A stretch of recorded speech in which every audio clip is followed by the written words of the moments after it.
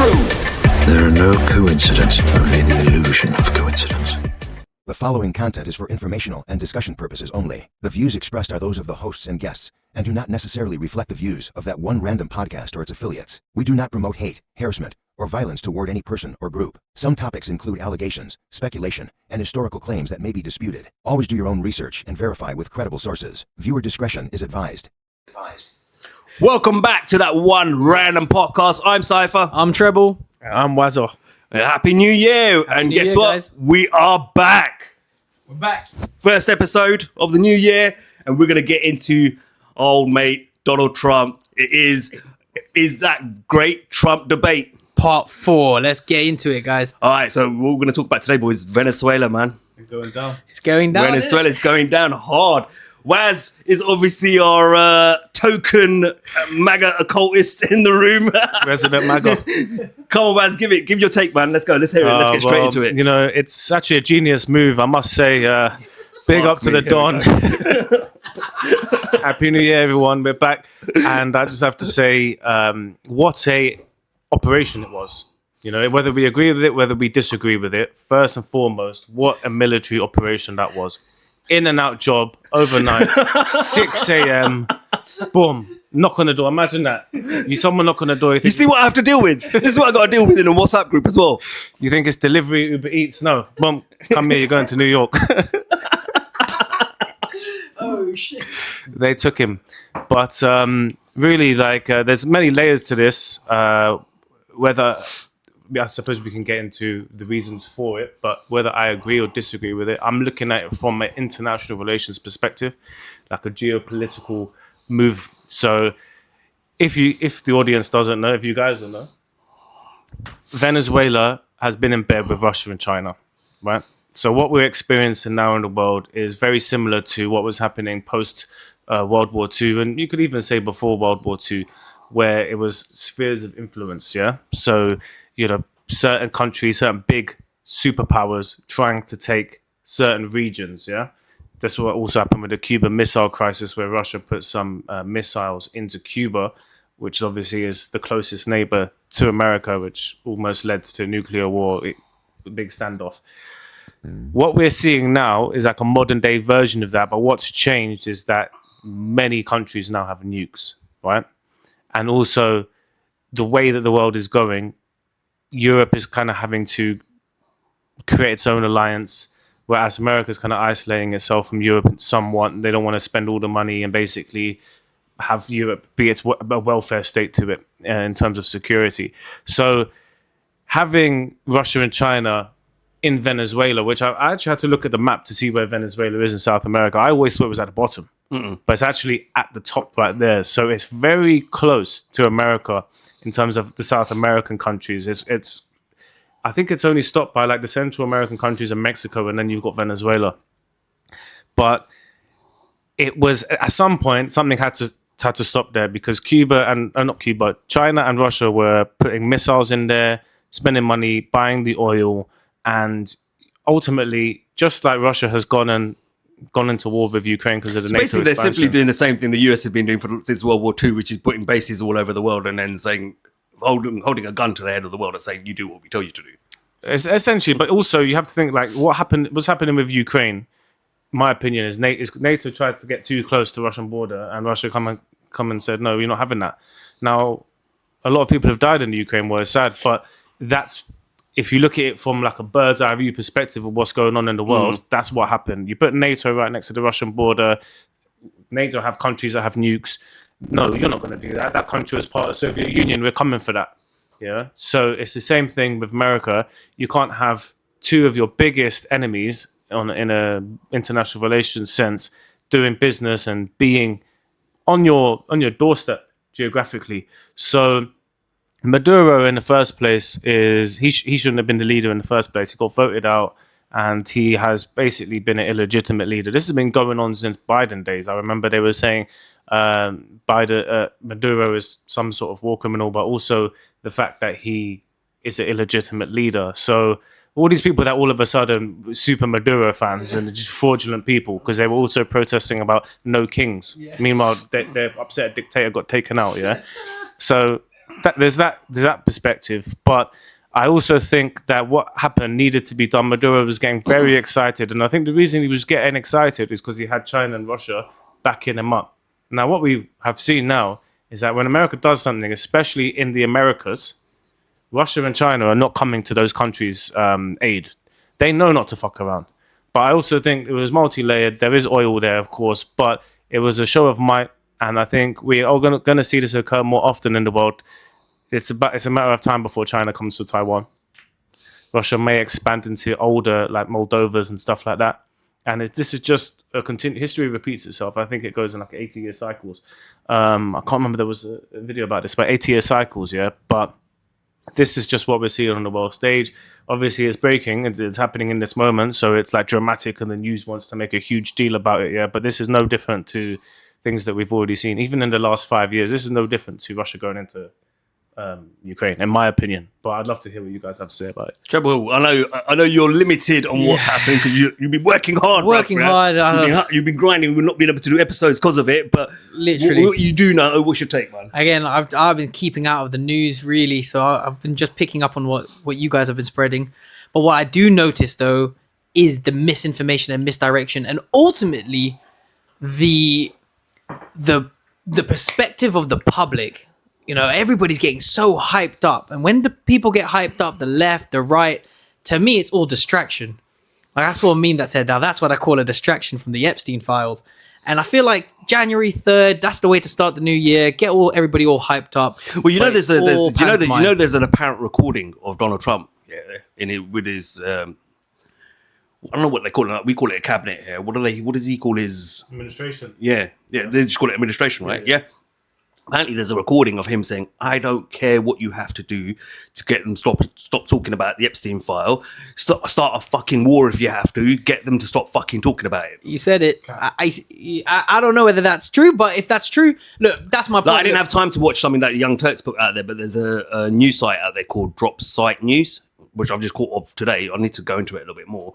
But they kind of show they're properly investigating the Epstein-Israel connection and all that sort of stuff. Speaking of Israel, I feel like ultimately everything I see on the news is a lie. And what I'm seeing right now is pantomime. It's all theater. It's all a show. And I came across some back hidden flat earth YouTube videos. Maybe that's going to people, flat earth. But these YouTube channels are showing how they're all part of this big club and it's all just theater. And like, if you even look at the parallels between rituals and initiations, and look at the Venezuela flag, it's basically the Ukraine flag with the red at the bottom. Coincidence? I don't know, but I don't believe in coincidences anymore. All I know is everything's a show. Well, you know what our interest is, right? Yeah, there are no coincidences. No, only the illusion of coincidence. Yeah. So but I agree with Wazza. I think everything is cyclical, and I think that's by design. I think this is another history repeats itself. No different to what they did in Iraq maybe 20 years ago, 25 years ago. And it's multi-layered. Yes, maybe there's a dictatorship and MAGA's now coming in to help and free the people of Venezuela. Maybe there is that layer of, we're going to take the oil, which is, probably the most resourceful, it's like liquid gold. We can't deny that. Yes, but maybe there's another layer. Is there star forts? Is there ancient pyramids in the South Americas that they're actually protecting or even destroying like they did in Iraq? I don't know what to believe. So hopefully today we'll break it down. Look, I'm going to give my take on it, right? First of all, the whole narco-terrorist thing is a load of bullshit. Let's go there straight, yeah? I'm incapable of and intolerant to bullshit, yeah? Straight shooter. First of all, it's bullshit. Yeah, like the Americans say, I'm a straight shooter, right?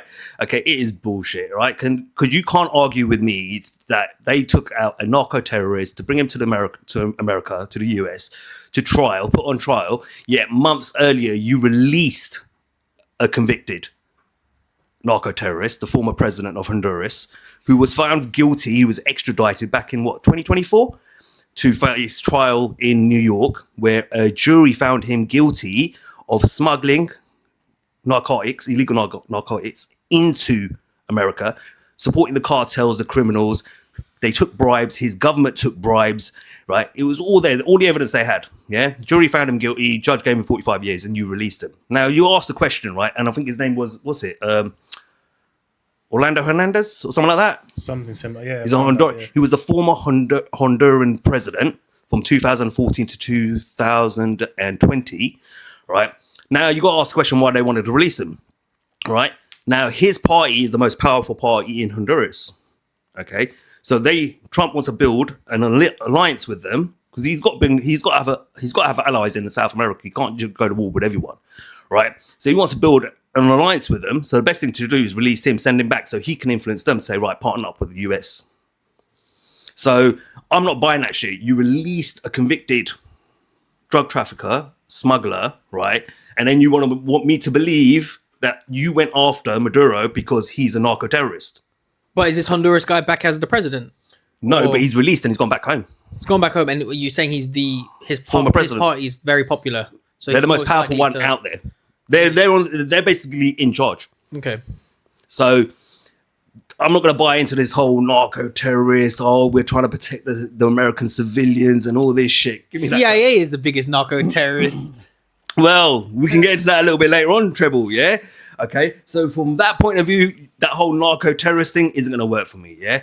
It's not going to work for me. Plus, he's now threatening Cuba, Colombia, Mexico, all right?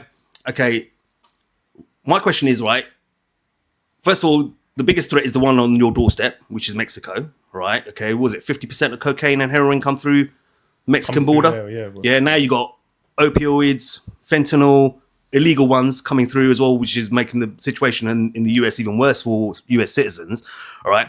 But let's look at the other bigger picture. Why are opioids and fentanyl still fucking legalized in America? Yeah, so big pharma companies still drive these products, yeah, to the US people who get hooked on it and end up becoming fucking drug addicts, all right?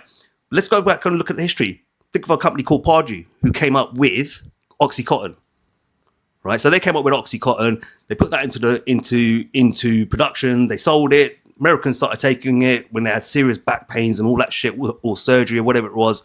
And then they become addicted to it. They end up turning into junkies. Their lives get destroyed. Their families get destroyed.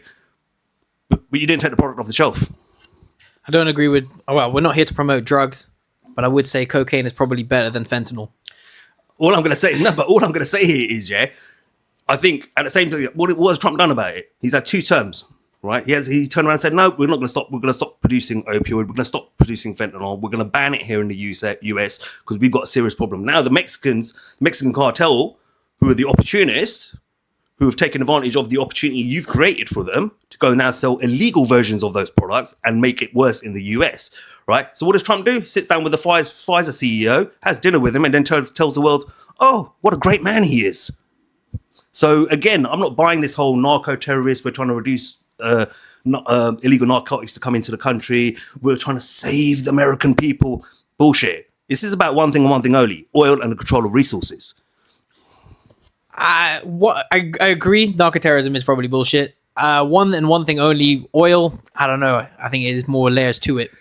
Oh, you think there's more layers to it? Go on then. Yeah, some sort of like aliens or.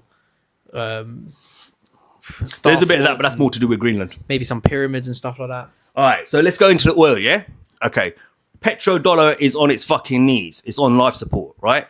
The Saudis' deal with the US ended back during Biden's era, right? Biden was an idiot as well. We know that, right? Okay, they had a 50-year agreement with the Saudis that we will provide you military protection, military weapons, all that sort of stuff.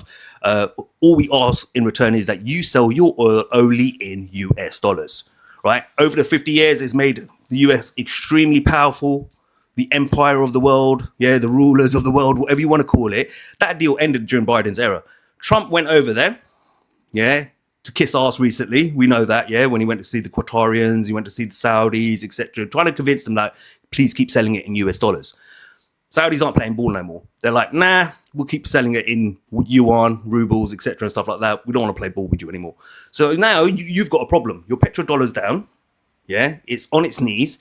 You need to bump that back up. The US economy is going to suffer because of it. So what do you need to do? You need to get your hands on the largest oil reserve on the face of the fucking planet. And what has he gone and done? He's done exactly that. He's taken out Maduro, right? You know, you got to remember, narco-terrorism, right? Word terrorism. US president does not need congressional approval to go after terrorists. He can use the might of the military whenever he wants, providing he can label it as terrorism, and which is what he's done. So he didn't need US Congress approval to go and get Maduro, take him out of power, and go after the oil. So whether that was right or wrong, Wazza is right. Then that was a good operation. Like, dude, you went True. in, out. If it was legit, that was a sick operation, bro. But the thing is, by definition, it is narco-terrorism because it's involving narcotics. You're importing it into America, and 300,000 people. It's not when you're releasing narco-terrorists, bruv. With Honduras. What? But I would need to look into that further. I heard it was his brother, but secondly, Well, you got to do better for these episodes, man. I come prepared. Secondly, though, what I would say with Honduras, yeah, it's not as big as Venezuela. Secondly, they did not. It's not about as big. It's about the amount that was getting pumped through, and it was a lot. But Honduras, it was a lot. Honduras, a lot of cocaine was coming through Honduras, and then coming up through Mexico, or going from Honduras through, into right? Yeah, to they're America, going into the US market. So they basically were the cartels were literally these gangsters, these criminals, whatever you want to call them, were literally bribing the Honduras, his party, and him to allow them through, yeah, and give them safe passage to the US. That's what, and the evidence was undeniable. That's why the jury turned around and said, "Yeah, guilty."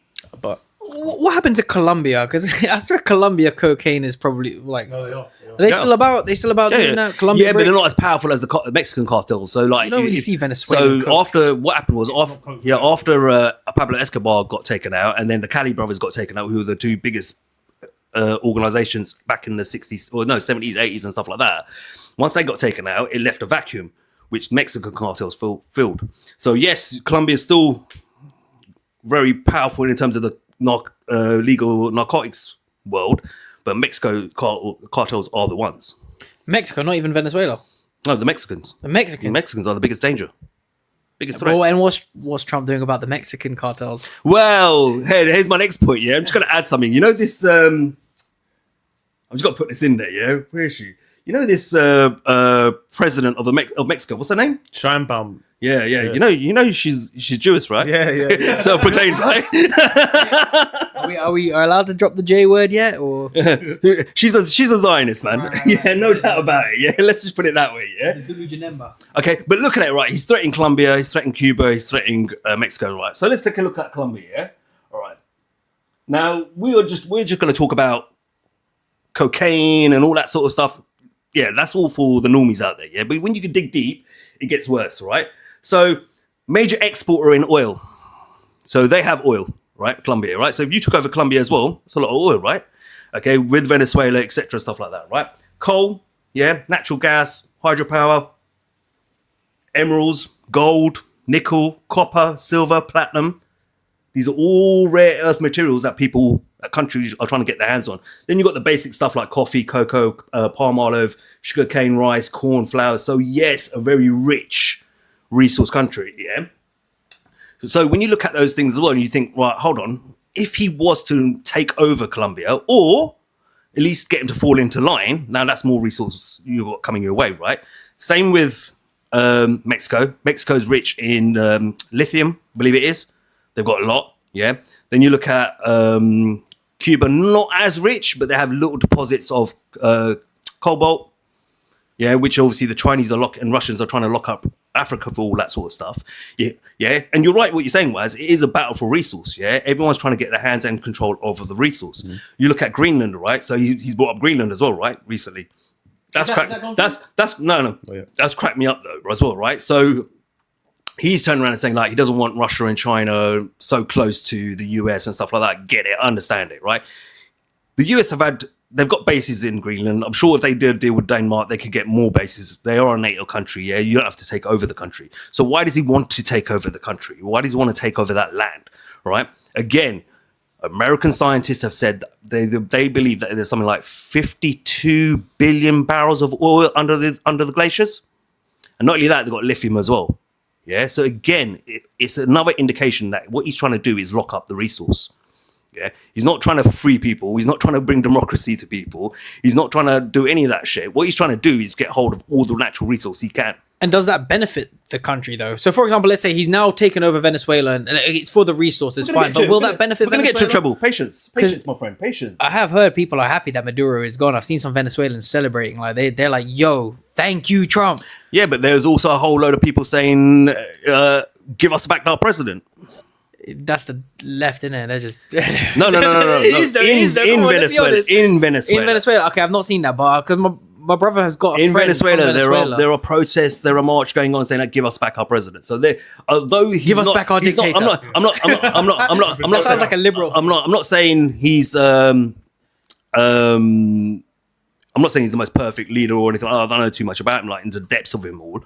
Yeah, but the fact is that there is two sides of the argument. There is, and but as I said, my brother was working in Barcelona, and he had a colleague there that said he's left Venezuela because it was so fucked up, and it was so fucked up because of the regime. Again, I didn't go into the specifics of the details, and this was many years ago. But the fact is, that's a first-hand account of another person in Europe now saying, "I've left that place because of the regime." Now that Trump's come in, Yeah, but this is what I said. People are happy. There's two sides of the story because people that are outside are displaying that they're happy, not within Venezuela. So let's get that right. So you're right. Your mate's right about that. But at the same time, on the same argument I'm going to make to you is there's a lot of people within Venezuela who aren't happy with it, don't want US imperialism. Yeah, they know what's going to lead to. They've seen Iraq. They're going to look at it and go, think Iraq 2.0. We're going to get fucked. but then furthermore, that you could say the same about the UK, where there are people who are crying when the royal family drive by. Do you necessarily think that makes Yeah, but then there's us that don't. We don't give a shit. But the people in Venezuela are scared to celebrate the fact that Maduro has been captured because there will still be the cartel. No, I'm not disagreeing with that. I'm powers will not come and disagreeing kill with their that. families. What I'm saying to you, there are plenty of people on the streets who are saying otherwise, and there's an opposite to that argument as well. Are they paid though? Are they you paid can't- protesters? so you Because they do that on the left. There's some paid protesters. They're not leftists, though, dude.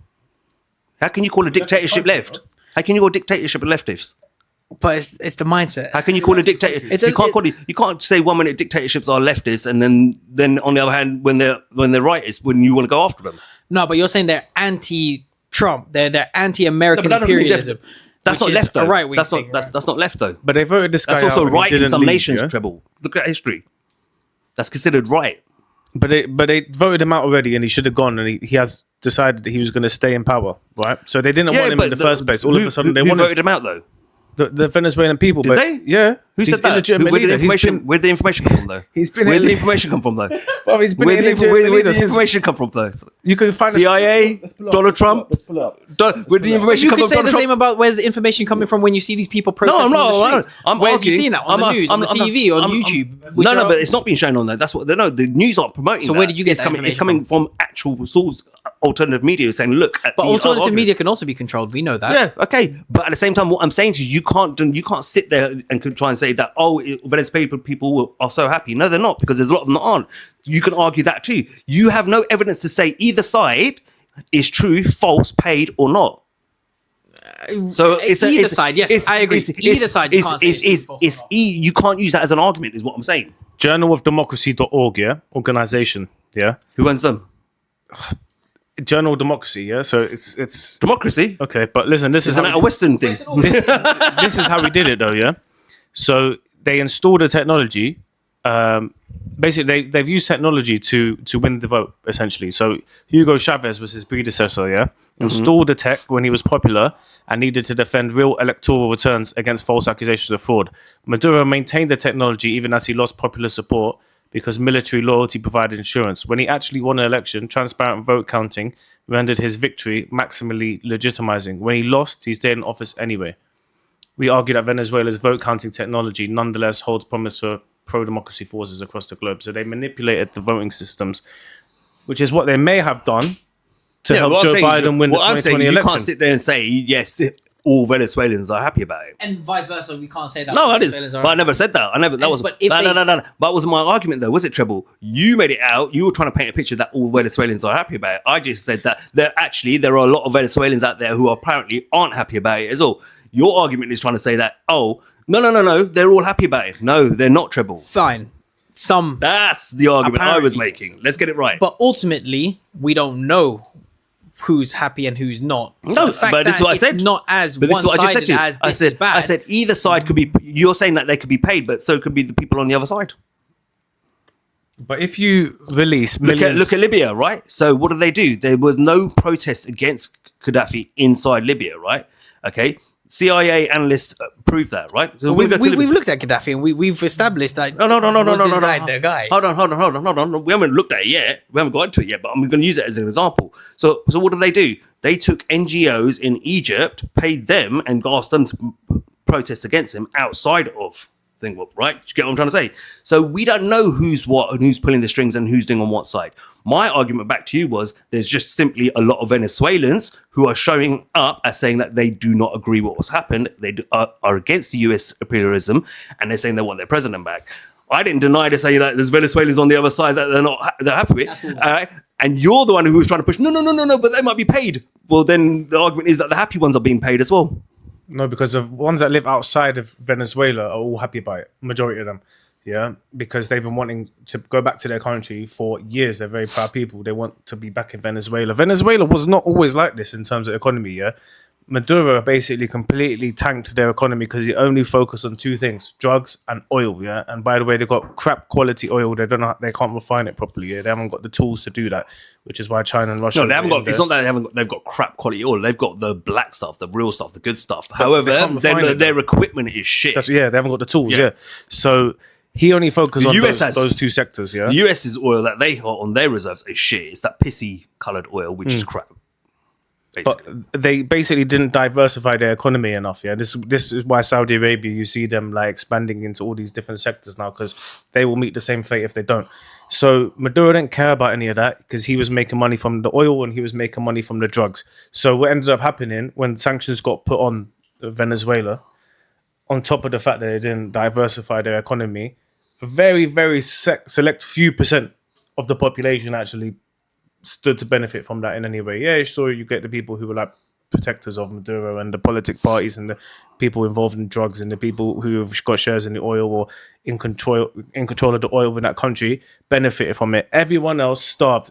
Electricity would go out and there's Venezuelans saying this, sometimes for a week, no water, no electricity at all, yeah? Their country got fucked. Unemployment went through the roof. There was a period of time people were eating zoo animals. They were starving. They were eating zoo animals because the economy got so far. People had no money, and the sanctions as well at the same time was like a double whammy of fuckery. So all the people that you see who are not in Venezuela have nothing positive to say about Maduro. I've met Venezuelans in America who couldn't stand him, and this was in 2018. Could not stand the guy because of what he'd done to Venezuela. Yeah.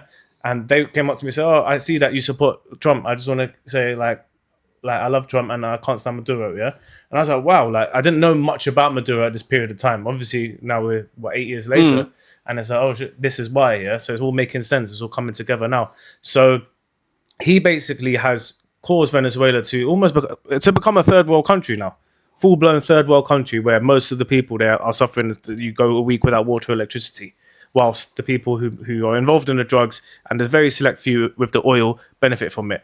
I just want to talk about the narco-terrorism quickly, though.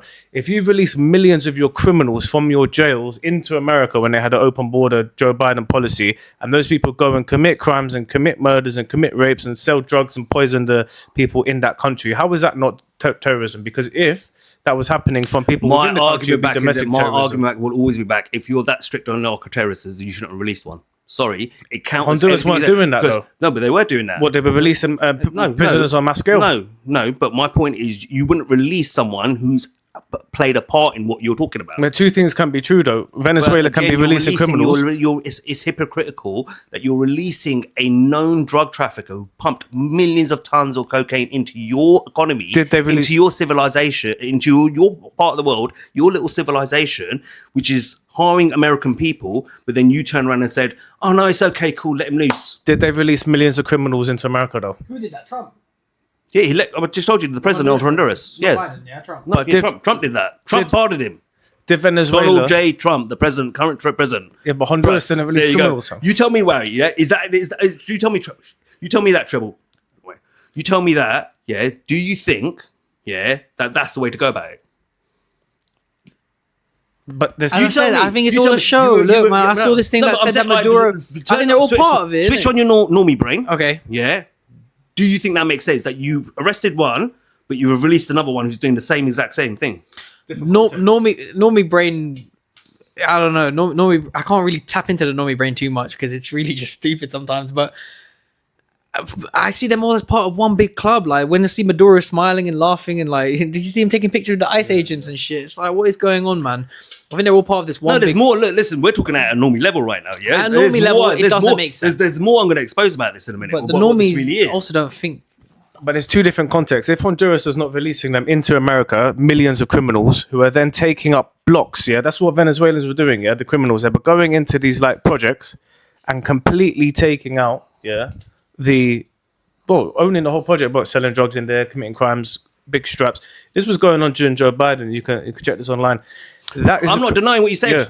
I'm not denying that. Yeah. So no. What two things can be true. No. I'm not denying what you said. Yeah. I'm not denying what you're saying that people are coming. We know Biden had an open door policy. We don't have to discuss that. We've covered it enough. What about the drug bust? I mean, what else did we generally say when we did the Tom Homan Trump's borders are? Yeah, and we turned around and said, and he was arguing with AOC, and we was like illegal means illegal, love. No matter how you want to dress it up, it's if you're not coming out of port of entry and declaring yourself, it's illegal. Yeah, we had those conversations. Yeah, my argument is that it shows clearly that this isn't about drugs. This isn't about narco-terrorism.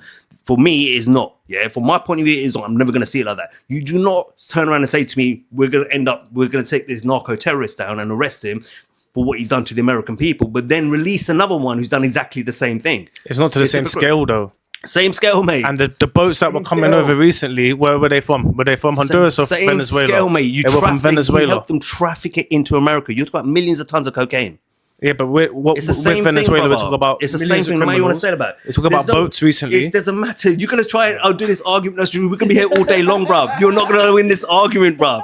Yeah, you've lost this argument. This is not about narco terrorists. It can be about multiple things at the same time. Let's not forget. I'm gonna add something else in there as well, right? So basically, in the 25-page indictment, right? Okay, there's a 25-page indictment. They've taken something out of it, right? They said he was in partnership with a cartel by the name of De La Sol. Yeah. Right? Now they've taken that out of the indictment and they're charging for that. They can't prove that a De La Sol ever existed and that he had any affiliation with them. Right? So don't talk to me about narco-terrorism, man. It's not about narco-terrorism. This is about resource. And this is why I'm making that clear distinction about what I'm talking about. All the points I'm making about is resource. Colombia, resource. Cuba, resource. Mexico, resource. Venezuela, resource. Greenland, resource. But is that a bad thing? Do you see? But that's another question. No, but you got to get to the end of it. I'm not going to tell you now. I'm working my way through it, brother. Yeah? All right. Now let's go and talk to Mr. Benjamin Netanyahu, yeah? All right. So what happened straight away after a couple of days? He congratulated them, didn't he?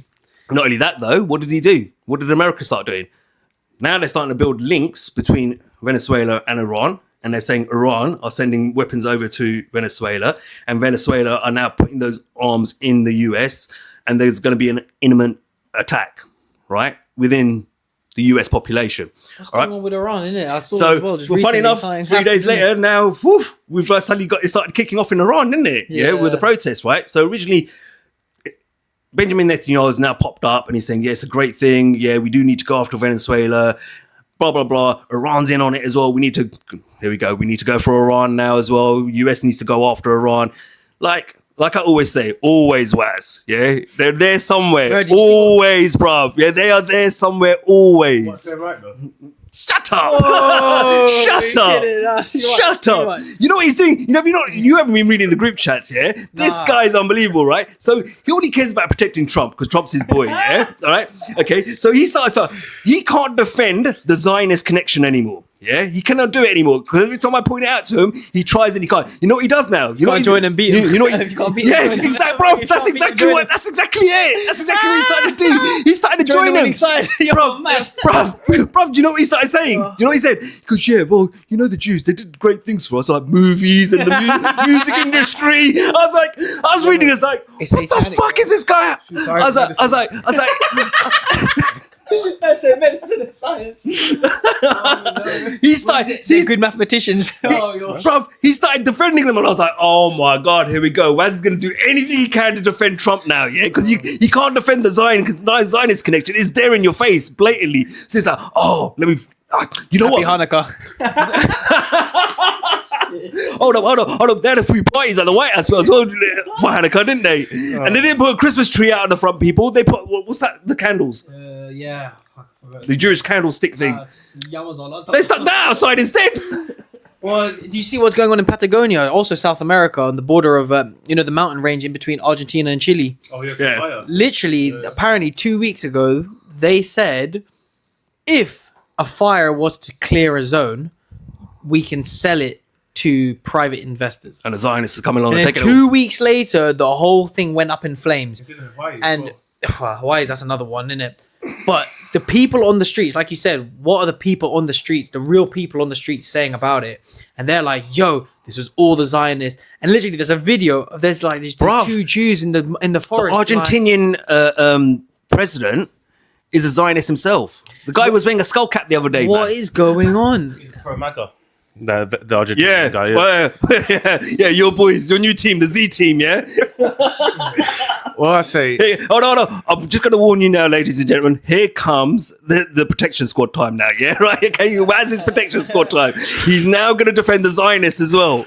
all I'm saying is Venezuela, Iran, China, and Iran have all been allies with a one common goal, which is to disrupt or even destroy the power and influence of America around the world. That's a fact. Now, Venezuela may have done it for other reasons, which might be... No, that's true. I won't disagree with that all. So they've always been allies. Yeah, it's the same way that US and UK and Western Europe have been allies except Germany, have for a large period of history. It's always been that way. Yeah, so there could be truth. Now, I'm not saying I like Benjamin Netanyahu. I'm not saying that. But I don't know about that, but sounds like you flip sides, bro. there could be truth to sorting out what Venezuela's up to because of the influence of China and Russia in there, and Iran will be in there as well. Are China and Russia really the bad guys in all of this? China's looking pretty. All right, listen. neat, Look, I'm we're not gonna get to it. We're gonna get conspiratorial. Russia also Let seems me just let me just ramp off some points, yeah, and then we're gonna get really deep into it. You're asking questions that we need to kind of call back at the end, right? So we'll get into that question in a minute, right? Who's the bad guy? And this and if there's a bad guy, there's a bad because guy, I'm not gonna lie, China's looking kind of nice right now. All right. So obviously, look, I was talking about Iran. That was the last point I was making. It was about Iran. All right. So again, Waz's best mate, Benjamin Netanyahu. Oh yeah. Where's gonna talk about Don? Was vocal. Always Waz. They're there somewhere. Always lurking in the shadows. Damn. Yeah. All right. But obviously, the US prior to that were already planning to bomb Iran again anyway, because. Again, this whole talk about nuclear uranium, nuclearized uranium, whatever you call it. I'm not an expert in it. They were starting to build that stockpile up again. All right. But now all this other stuff's happened, right? So we've had the protests, we had the, against cost of living, which has turned into a violent affair. All right. Also, I'm going to add, I'm just going to say it. I will put the tweet up as well if you want me to. Yeah. Former CEI director, what's his name? Mike Pompeo? Is it Pompeo? Yeah. So he put a tweet out, yeah? And on that tweet, I'll just summarize, it's not word for word, this lads, yeah? All right, he's turned around and said, good luck to all the Iranians in the protest, yeah? And to all the Mossad agents with them, good luck to you too. No, he did not. You want me to put the tweet up? Put the tweet Well, up. let me put the tweet up, bro. Damn. All right, and here's the tweet, yeah? Okay. Happy New Year to every Iranian in the street, also to every Mossad agent walking beside them. Crazy. CIA, yeah. Former director, man. Always was. They're there. Always. Yeah. I'm not saying that. Listen, I'm not saying the Iranians are freaking saints. I've done my research on them as well, right? Okay. But you got to remember, historically, the reason this regime's in place in Iran is because of the US, right? So they had a president back in 1953 who's, I forgot his name now, Mohammed something, yeah? Right. And basically, he was elected democratically. The Iranians voted him in, yeah, to be the man to lead them, right?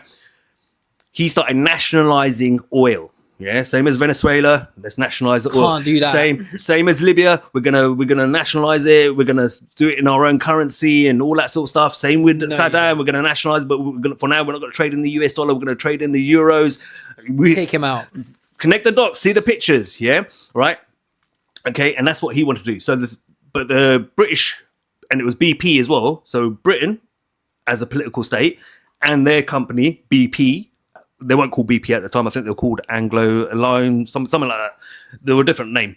And then with the help of the CIA as well, basically got him overthrown, got him kicked out. Yeah, the Shah came back in.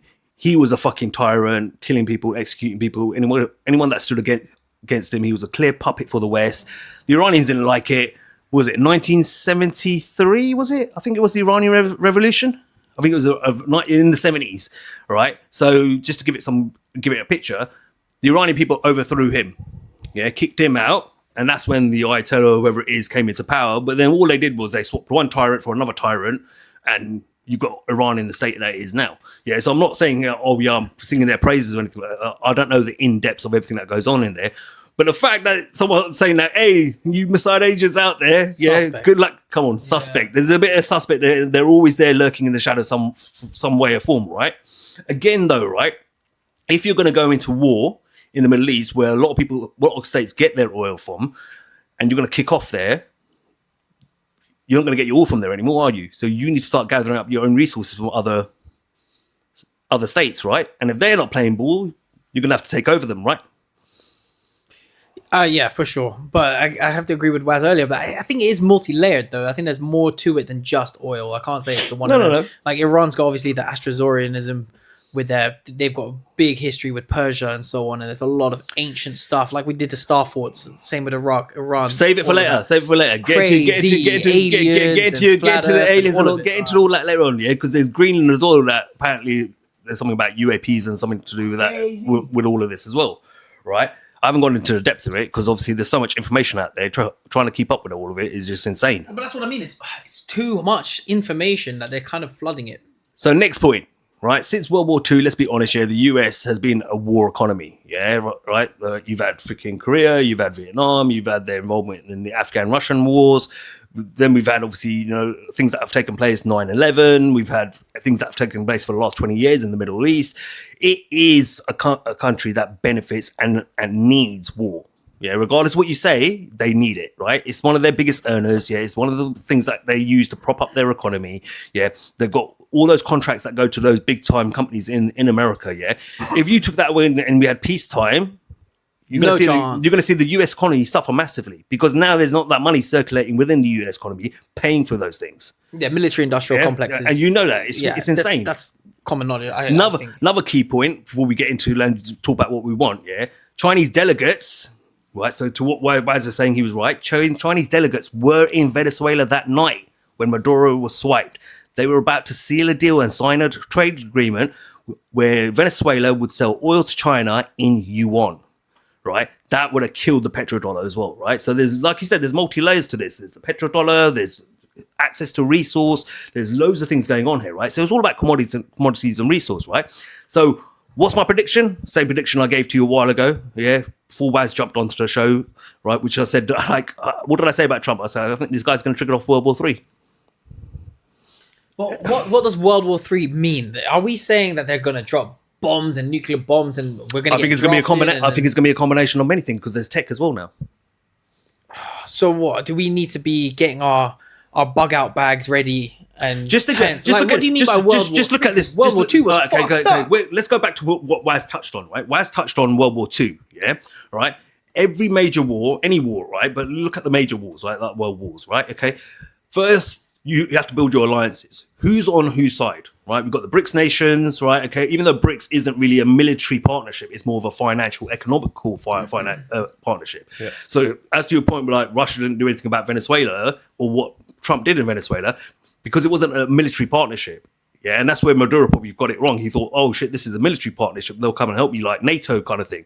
No, it's a financial partnership that we will work with you, you work with us, and we will help each other's economies to grow. We're not going to come and help you if someone invades you, though, invades your country or takes you or whatever he did. That's not what the deal was. But they are starting to build teams, right? So you've got, on one side, look at Taiwan, right? No one's talking about Taiwan. China literally surrounded Taiwan now with their military forces, and they're playing war games off the coast in international waters. right? Even sending like dud missiles across and stuff like that, just trying to spook them, saying like, you know what, we'll take you when we want to take you.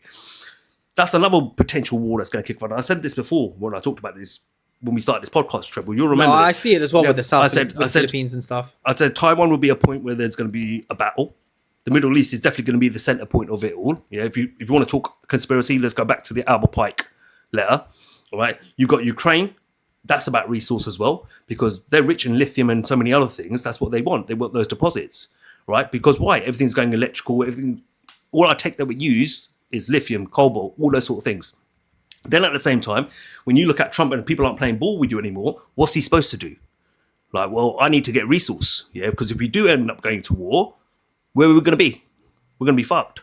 So naturally, the best thing to do is to take the best number one raw oil reserves in the world, which is Venezuela, and take control of it. Yeah, but then threaten some other partners around who usually are against and anti-US and say, if you don't play ball, this is what's going to happen to you as well. So Colombia were talking tough. Yeah. They're not talking tough no more. They're falling into line. Mm-hmm. Yeah, even Mexico to a degree shut up. Cuba's being quite silent because they're thinking like, shit, they're just going to come in and take us, and no one's going to do shit about it. Yeah, so they're building their little alliances up with Israel. It's a bit hit and miss with the EU, right? But they're ensuring, the US is ensuring, we're going to stay in power. We're going to stay in control of the world. How do we keep our vice grip over the world? Well, you know what? We need to take control of the resources around us, and that's exactly what they've done. That's why he wants Greenland in the world. It's like, you know what makes me laugh about Trump? Yeah, he needs to stop all this bullshit. Yeah, when he says, "I don't want Russia as my neighbor" and all this fucking shit, bruv.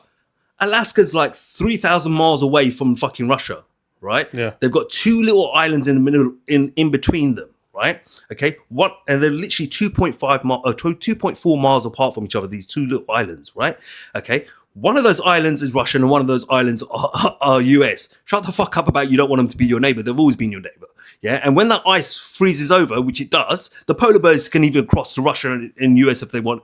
Is easy they want. So it's not about you don't want them as a neighbor. What you want is you want to control that resource and have a strategic position. If you need to attack, you're in a good place, because across the pond of that Arctic Sea is what? Russia, China, etc. Well, who benefits from a world war? Like, what is the goal with the world war? You know what what did the letter say? What do you mean? So you've heard of the Great Israel Project, yeah? Ah, right. Okay, yeah. Right. So look at Israel, right, where it is right now. The Great Israel Project will include places like Iraq, Iran, Syria. Lebanon, Syria, Egypt. I don't know about Afghanistan because no one can really conquer Afghanistan. But it's going to expand terrain. Yeah, then no one's ever going to beat those guys. Yeah, and that's not. I'm not saying that because I'm a supporter of them. It's just the fact the terrain and the way they fight, you just can't beat them. Yeah. But they want to take all those areas for themselves, yeah, and create the Great Israel. What did I say back to you back then? And even the letter from Albert Pike, what did it say? The capital of the world would be what? Israel. Yeah, the Holy Land. Yeah, but you've got to create a war. You've got to get everyone at each other's throats. You've got to get rid of a lot of the population as well. That I can. There's loads of layers to this. We can go like we're conspiracies. Channel at the end of the day, yeah, and we're going to get into conspiracy realists. We're not going to go into. We're factualists. We're not going to go into just what the normies are talking about on fucking mainstream media and news, and even the alternative views who are just talking about the geopolitics of it all. We're going to get into the conspiracy of it all. And the fact is, if you want a one world government, I told you, and you want to change society forever, you have to destroy it completely. And that's a big task. How do you do that worldwide? World war.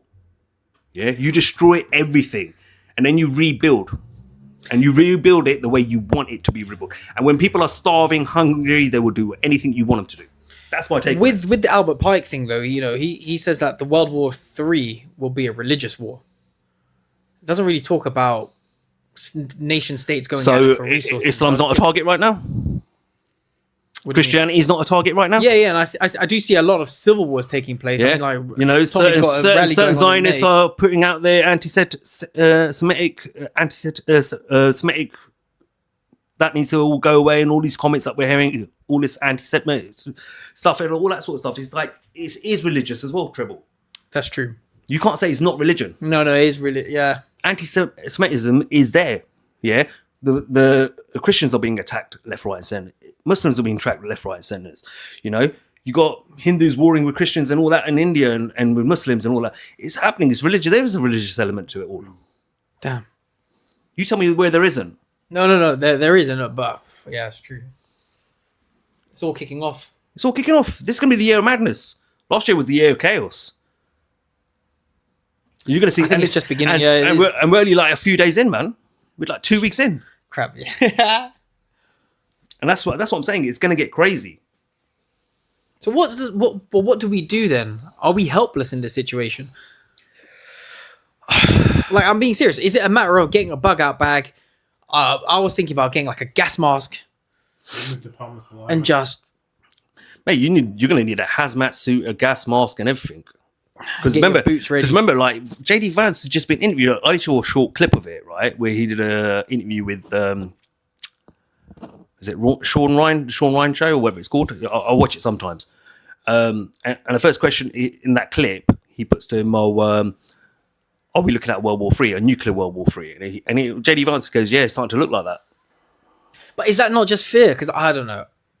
I don't know how legit this whole nuclear bomb situation is. Like, I don't believe anyone. I hope not. At least I could be wrong, but I don't believe anyone's actually going to drop a nuclear bomb. Yeah, because that just sounds the most stupidest thing. You drop a nuclear bomb, we'll drop a nuclear bomb, and it's like nobody wins in that situation. Does it sound stupid though? Yeah, it does. But when the goal is to get rid of and rebuild society, like I just told you, and pull complete destruction. Okay, if you're going to say nuclear bombs with fallout, that just doesn't make sense. If you're saying big bombs, okay, we're going to do big bombs and fires and stuff like that, then okay, yeah, we can destroy and rebuild. But by definition, a nuclear bomb would create fallout that you wouldn't be able to rebuild for another 50, 100 years. Mm. And that seems so long term for a leader or whoever's running it. That just doesn't make sense. If you're going to say a big bomb, then either way, nuclear bomb. Either way, like whether it's nuclear or not, I don't give a shit. Yeah, like hey, what I do care about, yeah, it sounds like it's going that way. I just feel like it's going that way. We're gonna see it at some point. And then where does the fake alien invasion kick in, and where does the second coming of Christ, and where does it all kind of fit in the timeline with a world war that's gonna go on for how many years? Pandemics they're talking about again. But this is what I said to you. Remember what I said to you when we started this podcast? Yeah, what did I say to you? I said to you that it's going to be confusion. You're not going to be able to keep up. You're not going to be able to keep up, and there's going to be loads of questions that you're never going to get the full answer to. And whether any of them and which part of those confusion is actually going to take place, I don't know. World War III sounds, especially with nuclear bombs, that just sounds like total fatalistic. Well, we don't even know what weaponry they've got now because, as we mentioned a little bit earlier, that sonic weapon that apparently went off in Venezuela. Yeah, so Caroline Levitt, actually, she shared something on X, I believe. Who's she? Wait, she's the press secretary, you know, the blonde chick. Oh, okay. Yeah, one that wears fancy. The love of my life.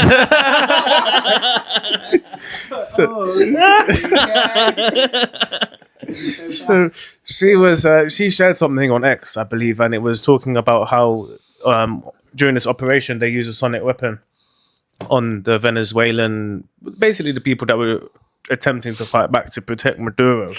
But it also was like an interview about some people on the ground in Venezuela about what they experienced from this weapon.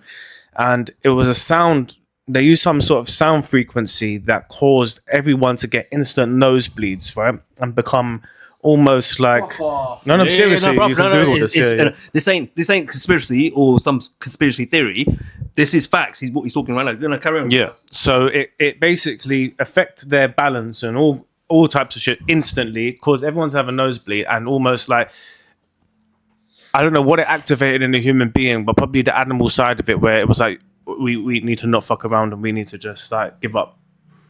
And it just hit them all like that, and that's why you see the movies, right? And in the movies, some fucking superhero uses like some sonic wave or something like that, and you go, yeah, that's basically what like that. But they do that with the 5G. The military had these 5G weapons where they would literally be like a satellite dish, and they would point these 5G weapons and shoot 5G radiation, and the symptoms were very similar to COVID. Could they turn the 5G mass towers into a grid where they almost force people to be locked down and stay inside. Well, this is where this is what you got to look at, right? During COVID, what did the British government do? The British government banned Huawei from the UK, and then ordered each mobile company to take out all their components out of their transmitters, right? Because they were worried that they were spying on them, right? Don't get me wrong, I agree with it and don't agree with it because I'm a big fan of tech and Huawei as well, right? But you can't get it in this country. But they ordered them to take it all out and said, no, we're not having it. That's why our 5G so shit. It's ranked 36th, 37th in the world or in Europe or something like that because they've taken out all those components. But imagine what you could do with 5G if you weaponize it. If another foreign nation had control of your tech. But this weapon, this sonic thing, was also or something similar was used in Serbia. I mean, like a year ago, maybe 2 years ago now. But basically, there was mass protests on the street against the Serbian leader, and they basically just let off this sonic weapon that basically made everyone scatter and disperse the opposite way, and they just got the hell out of there. Yeah, and so it follows that logic. But I hadn't heard about the nosebleeds. Anyway, so Caroline Levitt has shared this post on Twitter or X to basically confirm that that's what happened. Like, yeah, look at us, fucked around and found out kind of thing. So that's a weapon that we didn't even know existed, yeah? So what else doesn't exist? So we're thinking about it like, oh, well, a nuke would kill everyone, yeah? And then the fallout would give everyone like birth. But you could have a bomb as powerful but just destructive rather than there be a fallout. Do you know what I mean? That's it. Which could just level a city block or a whole city in one shot. And that's it. You've got your base now to rebuild. Well, remember I think that's more what actually could happen, not. No, I'm just saying what Vance said. I'm just telling you what Vance said, and that's what Vance said. But remember what RFK was saying about how the vaccine affected certain. We have to say that V word. You know. Oh, well, be careful with this now. Yeah. About the C19, yeah. Oh, so the C19, yeah. So what he was saying is it affects different biological codes differently, yeah. So certain people or certain ethnicities get fucked by it more so than others, yeah. Have you seen that interview, yeah, when he's talking about that? So there could even be such an advanced weapon that they let something off, and instead of it blowing up every single person, it's in the air. If maybe 5G kind of waves or how they made the sonic stuff, yeah, and it impacts certain genetic codes. But this goes back to one particular genetic. But this goes back to but this goes back to a couple of things, isn't it? Right. So what did Bill Gates and his missus, what's her name again? Melinda Gates, right? What were they pushing during that time? They were saying that how they needed to get black people vaccinated first and this and that, etc., etc. It's true. Look, I can't say that they said it. We didn't say it, right? They put that shit out there, all right? But at the same time, you're looking at it, right? Look, let's go back to recent time. We've discussed it, right? Trump and his $500 billion investment into AI infrastructure. And what was one of the things that came out of it? Making a cancer vaccine, which was specific to you and your biology. Your biology. That's fucked up. They were tapped into you. So you would have, Treble, you would have your own one, but I wouldn't be able to use your one because yours wouldn't work for me. Yeah. I thought that was crazy. It was like made to order for everybody's perfect DNA.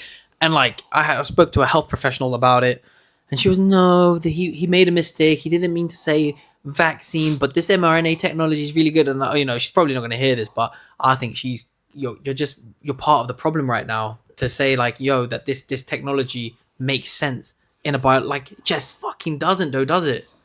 How? Bro, it just like, I remember this is us giving our opinion, guys. Yeah, we're not medical professionals. YouTube don't ban us. Disclaimer at the beginning. Yeah, there's a disclaimer for a reason. Why shouldn't have said the V word? Don't pull it down and all that sort of shit. Yeah, right. Okay, we're just giving our opinion, our takes on what people have said, right? But yeah, look, end of the day, like the technology and the weaponry is different now as well, right? Like, why are they investing so heavily in robots? And Russia's now got I think they've got a prototype, or they've done it. They've got like pretty much a group of robots which are literally their soldiers.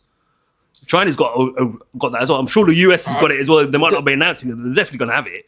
Like you said, what we see in the news and on the TV is just what they want us to see, and what they want us to see is already they're showing us the drones, the robots, and it's fucking advanced. But you know what? But you know what the thing is? The funny thing is, right? A lot of people are watching, and this is what I said. Like, be careful what you're seeing on TikTok and all that shit as well. Yeah, because in the day they're showing you robots that are like looking a bit clumsy and klutzy and all that sort of stuff. Yeah, that's for your benefit. Yeah, they're trying to make it look what we're trying to do, and in 10 years we'll have this. No, behind the scenes somewhere else, they've already got them lined up. They've got these fast dogs looking Oh yeah, Boston Dynamics already got those dogs, and you literally put a machine gun on that. That's game over. But like, police, the NYPD are using those police dogs already. Oh man, there's no gun. There's no gun on the back, but they've got. It's very easy to do that, but like you say, what they show us is nowhere near what they've got. Here's the biggest worry, right? So you're talking about these sonic weapons that they use in Venezuela. The fact that they've got it, right? You could even use that against your own citizens. I think they will. Yeah, I could imagine it happening. I think that when Serbia dropped it, it gave everyone ideas.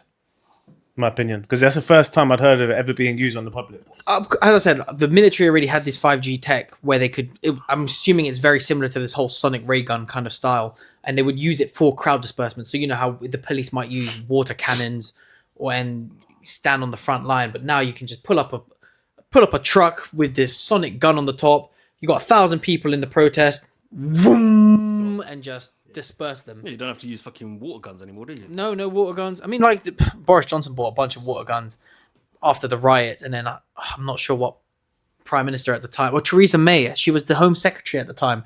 She said water cannons are inhumane. So literally, the UK, the Met Police have water cannons in their parking lots that are they've been discontinued because Theresa May at the time said no, but technically they still have the asset. That was 15 years ago now.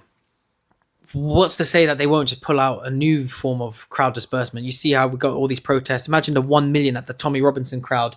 Yeah. And they say, you know what? This is getting out of hand. Pull up the truck. Vroom, or turn on the 5G tower masts and just disperse the crowd, and everybody's moving like a zombie with the 19 symptoms. Fucked up. Yeah, but like, so, where people are saying that, what is the purpose of a World War III? That is the purpose. You're going to reshape the world. Yeah, every world war, there's been changes. Changes have taken place. Even that Bitcoin guy, the guy who was wearing the mask, who was talking there, he was talking about World War One. He goes, "That was what was World War One about? Oh, about getting all the gold. So they wanted all of Russia's gold. That was what it was about. So we were talking about the Bolsheviks and all that sort of stuff, but all three of us talked about going into Russia, but also getting hold of all of that gold, because he's talking about it from a money and an economy point of view and a power point of view. But I also heard that the Russian king or royalty who got killed by the Bolsheviks was related to the British monarchy. Yeah. So they thought that those Bolsheviks were going to come eventually and wipe them out. So there was that at play as well. Speaking of which, then, has King Charles said anything about Maduro? When does he ever say about anything? But this is my point. Like, we're all saying that they're all connected. I feel like the royal family never ever talk out about those political moves. They didn't even, you never heard the royal family talk about Iraq. You never heard them talk about Afghanistan on 9/11. None of that. But that's what I mean. The British Army technically is still under, they're under the crown. So why would King but they speak up? But that's where the powers go to then the prime minister to then run the country, isn't it? So they don't have to bother to do it. Fucking Starmer. I'm not gonna lie though. Trump can come take over the UK. You got to remember. That's why there's a prime minister, right? Okay. So what happened with the Bolshevik revolution and obviously World War One and all that sort of stuff, right? You're right. The Tsars obviously got taken out of place in Russia. The German Tsar got taken out of place as well. To be honest with you, Britain would have been next, but then they put a prime minister in place and say, well, they're going to run the country for us and fall into line, right? But it is a big club. What does that say about the monarchy? When they don't care what the prime minister does, how they run it to the ground, as long as they get the taxpayers' money. They don't care about people. That's why when people bum like these monarchies, I've got no time for it at all. But they're part of it, innit? Yeah, they're part of that system as well, though. That's the thing you understand. This system we're talking about, they're part of all of that as well. Well, yeah, because the Rothschild, didn't he say that it doesn't matter who the monarchy is because he owns them? Yeah.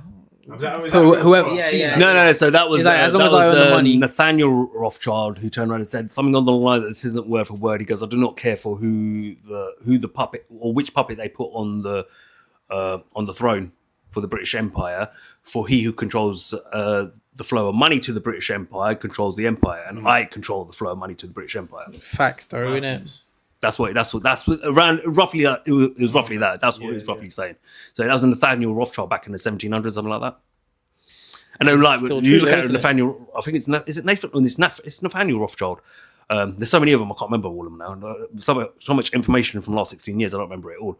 But when Napoleon lost, we'll see the Battle of Waterloo or whatever it was, a pigeon came back saying that. Apparently, they said a pigeon came back saying that he'd won the war, right? And then what everyone started doing was like trying to sell their resources and their cash flow and all that sort of stuff. Basically, devalued the British currency, and then he swooped in and he fucking bought everything on the cheap. But then it was a lie because they said, oh, whoa, we actually won the war. Fuck! That's the game plan, though, isn't it? It's all misdirection. So it's mad, isn't it? People like this is what I'm on about. Like, people don't go into the depths of it all. But yeah, like, as to your question about World War III, there's a purpose for it. It's not just something you're going to do for the Hunger hell of Games it. Society. Do you see Well, the if parallels? you want to go listen to David Icke, he'll tell you that, isn't it? But like, even in Trump's already got. Have you heard about the Patriot Games? I heard Trump's got something this about Patriot that. Games. Yeah, well, it's like a Hunger Games kind of fucking game going on. It's called I like heard the something about Patriot that. I didn't Games. pay too much And attention it's to going it. to be like one male winner and one female winner, and it's like the parallels with what's going on. It's crazy. Have you guys heard about the human safaris though that took place in Bosnia in the 90s that is now being investigated in Italy? I don't know, but Bosnia had some history. So basically, Yeah, I've looked at Bosnia. Bosnia was crazy, man. Bosnian Bosnia's War crazy, in the yeah. 90s, yeah? Well, it wasn't really a war, it was more like a fucking Genocide. genocide. Yeah, man. It's a genocide. But they had elites from America, and this is why these films exist, yeah? The premise is actually based off real life. So there's a lot of eyewitnesses from what is taking place in Bosnia. It's now being investigated in Italy by the Italian police. By people from Italy, Western Europe, America, Russia. They would pay money, like good money, £30,000, whatever, to go onto the top of the mountains in Bosnia and snipe the people, just for fun, just for the shits and giggles. So obviously the massacres were happening and genocide was happening anyway, but these elites were actually paying money to the Serbs who were doing it so that they could get a piece of the action and snipe people from the top and just kill people. So, you know, Yeah, the fucking Serbs, don't get me wrong, it was all fucking horrific in Bosnia. From the research I did, but the Serbs were the fucking worst, man. They were they were next level with their shit. They were next level. that's why sometimes when we get into these topics about, you know, like which religions are causing problems and that, we also have to think about the fact that, like, if you look on paper, Serbia is an Orthodox Christian country, yeah, and yet they were happy to wipe out 8,000. So the way I looked at it was the Serbs were happy to wipe out 8,000, execute 8,000 Muslim men, plus one Christian. And you know why they wiped out that one Christian? Because he lived in the same area as them. And they go, oh, you want to live among these people, you can die as well. So they killed him as well. Yeah, millions of Bosnians, tens of thousands, if not mad. hundreds of thousands of Albanians, and they would be raping entire towns and raping families, children, men in front of their wives, and all of that kind of shit. So, It's like, crazy. actually, humanity's fucked. When you have to put it into perspective, it's not just like an ideology thing, it's a religion thing. It's not even a religion thing. It's really just human nature, in my opinion. Scary times. It is. So that's how World War III comes about. But there you go, Trev, man. That's how it is, man. Like, there's loads of, like you said, there's layers to it, right? So in terms of the question around World War III, there's layers around that as well. But where There's do we multiple all layers. fit There's not in one this, reason then? that they're going to go to war with each other. There's multiple reasons behind it. So what are the solutions for the everyday man? So people might be listening thinking, well, that sounds fucked. They're spraying the air, the food is poisonous, the agenda's turning us all degenerate. Then political leaders are going into war with each other. You're talking about cataclysmic weapons that can take out cities. And it's all building up. And it's all potentially going to all happen. Where does that leave the average person who can barely? Where does it leave you? It leaves you Still just trying to make rent. Yeah, but that's the distraction as well, isn't it? Right. So the economy's suffering massively, right? I think by the end of this year, we're going to start seeing some economies going boom. By the end of this year, you're really going to see it. If they already should be doing it, but they're preventing it, I think, at the moment. Because they're propping up their economy. So like, I'll talk about the US, the petrodollar. They've got to prop it up. Yes, they've got to get control of a reserve somewhere. Do you know what I But not every pocket of cash is going to go down, right? Like, okay, the UK economy might crash, If but the is US China's economy going to stay okay? Yeah, but when you've been dependent on one economy so much, and that crashes, and if you're tied, remember it's all interlinked. It's all interlinked. Yeah. Interlinked, right? So when 2008 happened, the crash, it wasn't just Americans who suffered, Europeans suffered, Chinese people suffered, the Chinese suffered, everyone suffered because the economies are now interlinked due to internet, etc. You could, do you know what I mean? You're not independently investing just in your own country. You're investing in China. You're investing here. It's Chinese companies on the stock market. There's British companies on the stock market. Do you get what I mean? So when one goes down, everyone goes down. But is it still safer to have the money, say, in the stocks? Because even it will never hit zero realistically. It will crash big, but it will always come back up maybe in 5 The smart ones will know how to play the system, innit? Yeah, that's what I mean. The smart ones will know when to cash out. It's like if you go and watch the documentary on 2008.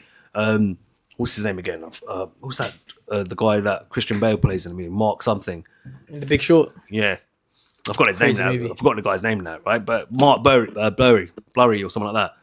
Yeah, but he saw it years in advance that the mortgage housing market bubble was gonna burst, and he invested, right? And then look what happened: billions of dollars for him and his hedge fund investors, right? So the ones that are looking at it day and night, they're gonna make money from it.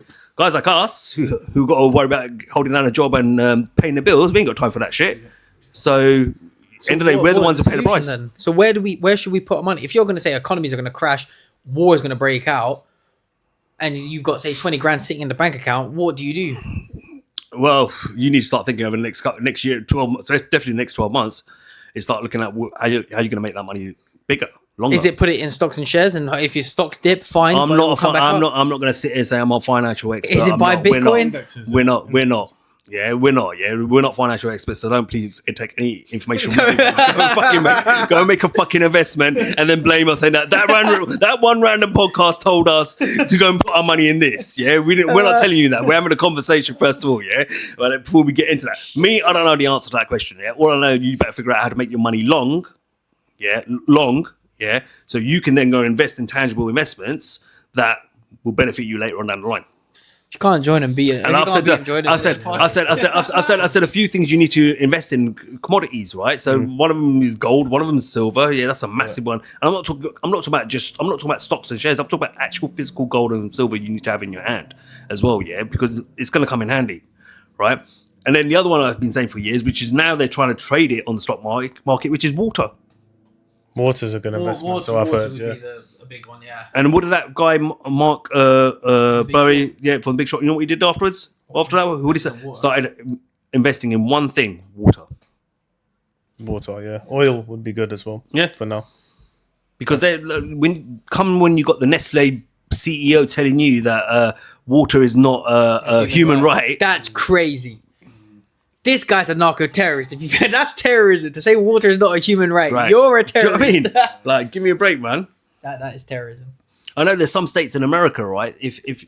Who will go around and start finding people. If you like those water buckets, and they use the rainwater and gather it up and all that sort of stuff.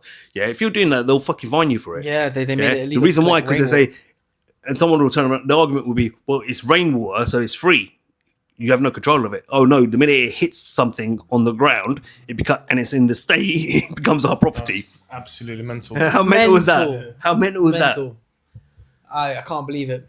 But water was one of the first resources in America that they monopolized. Like there was like a few different people that took certain areas of the water. Like I can't remember the names of the people, but I do remember hearing about that. Like whenever they first came into America, there was different. Like I think it was probably like robber barons. It was a bunch of criminals really, and they would just take certain areas. They'd all have a part area each where they would take all like the spring water and all of that, and that was theirs now. And that was how they first monopolized it before they really industrialized the nation. Yeah. What happened to that state where the water was so bad? Flint. Yeah, still bad. Is it still bad? Did Trump not fix that? Nope. No one's.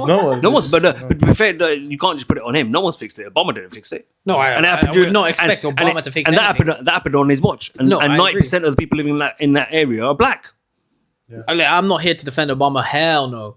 But I thought Trump addressed it, and I thought something was progressing on that. No, No, 'Cause he called it out. He said the water in Flint is really bad, It is bad. but he didn't sort that out. Why go take a Venezuelan leader when your people are suffering? That's but that's another argument, isn't it? You got to make like you got homelessness is up Shit's Creek. Yeah, like you look at fucking Skid Row. Fuck me, Skid Row. You mean Skid fucking Mile or 20 miles or whatever it is now? that what, in California? But so I was reading. I don't know how I was reading this online. Obviously, the American president. Each state, even though it's connected, is United States. They all have their own power. They all have their own laws as well. You got federal law. You got state law. You got even based on like small areas within the state. Yeah.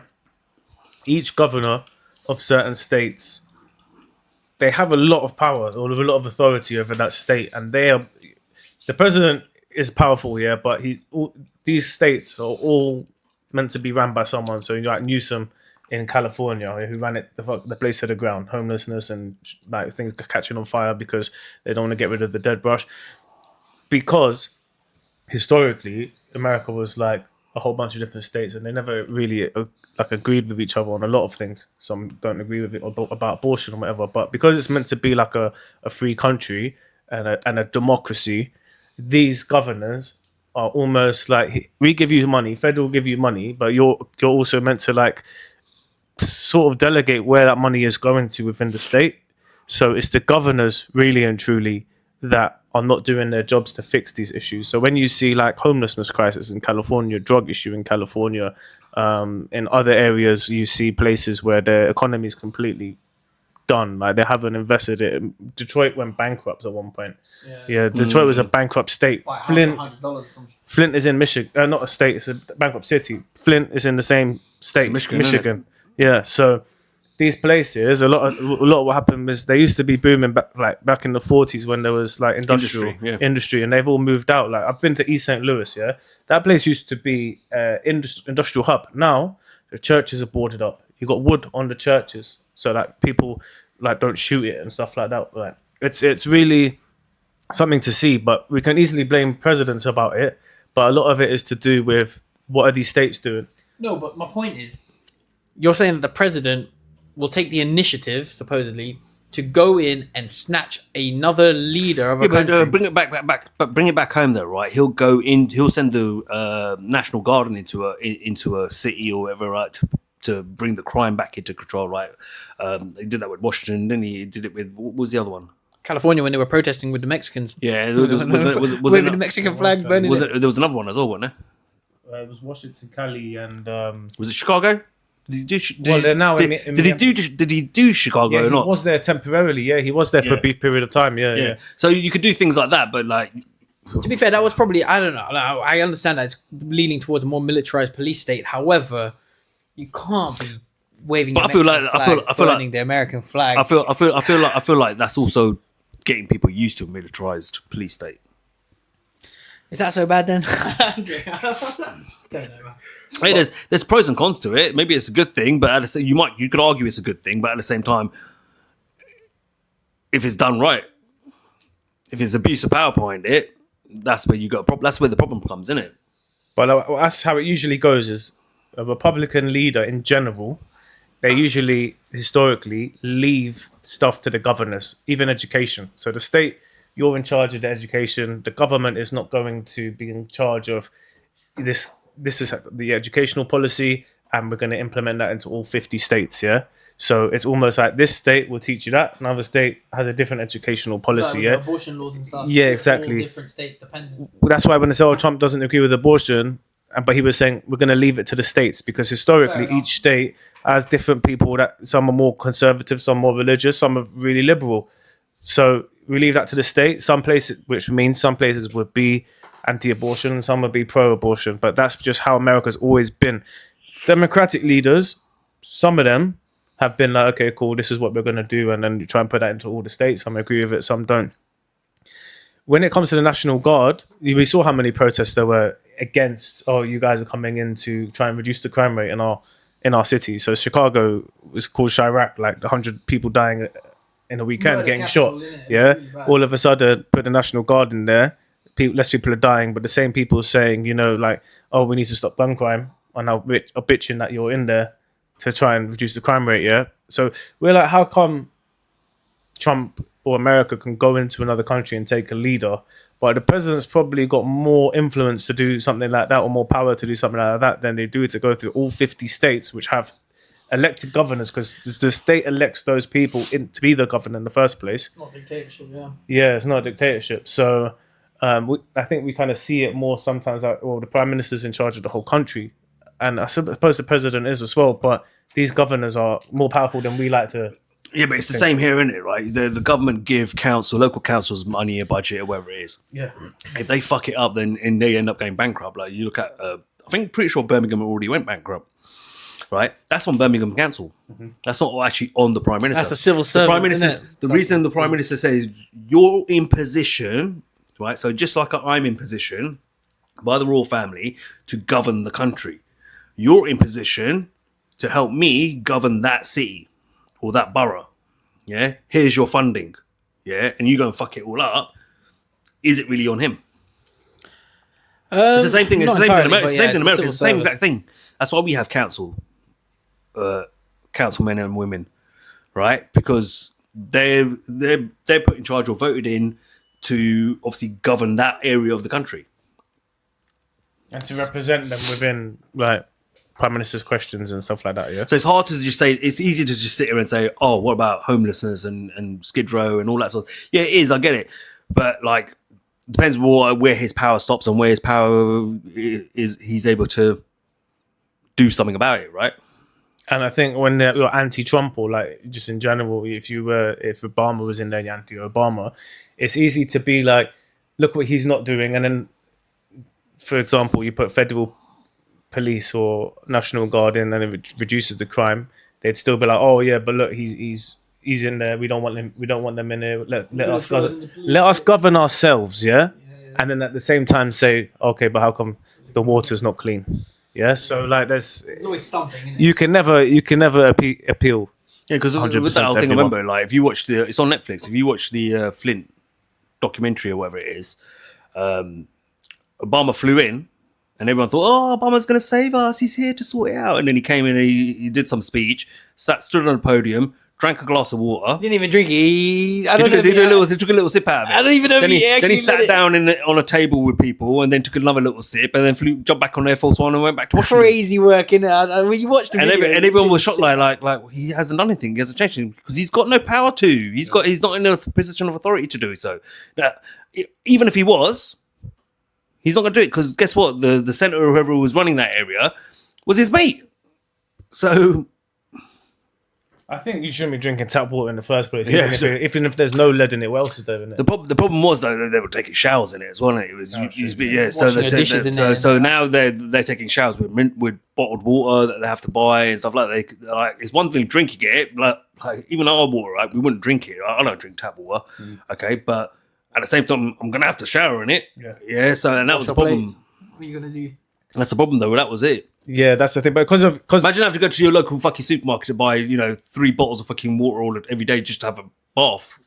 Wow. Yeah, it's because where it took place, they don't give a shit about that area because it's a low Michigan Rich dead, isn't it? A lot of poor people from minorities. They don't care. Those places are also the highest polluted because they often put the factories there or they put things that give off a lot of pollution in those areas because we're not going to put that in a wealthy area that will reduce the price of the houses. Wealthy people will move, yeah? So they put them in these areas. That's why those people get sick from cancers at much higher rates and illnesses of all sorts, asthma, and much higher in these areas. And also they got less access to good food and vegetables. Like they just got corner stores, alcohol's cheap, gambling, strip clubs, all of that, yeah. It's all by design. They don't give a shit about the actual people there. That's why Michigan Water is still Boys in the Hood.